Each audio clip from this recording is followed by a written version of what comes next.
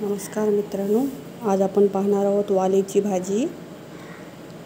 त्यासाठी आम्ही घेतलेले आहेत वाली बारीक चिरून घ्यायच्या आणि स्वच्छ धुवून घ्यायच्या। इथे मी 2 चमचे तेल घेतलेलं आहे फोडणीला घालण्यासाठी। तेल गरम झालं की मग त्यात थोडीशी मोहरी, थोडंसं जिरं, कढीपत्ता, कांदा, हिरवी मिरची बारीक चिरून घेतलेली आहे, थोडीशी हळद, हे चांगलं लाल होईपर्यंत भाजायचं। नंतर चिरून घेतलेली वालीची भाजी,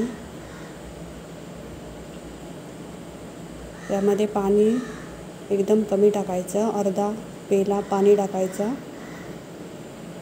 आणि वाफेवरती शिजू द्यायची। यामध्ये तुम्ही कोथिंबीर सुद्धा घालू शकता। मी इथे खोबरं घातलेलं आहे, ओल्या नारळाचं। थँक्यू। आवडली असेल तर नक्की सबस्क्राईब करा।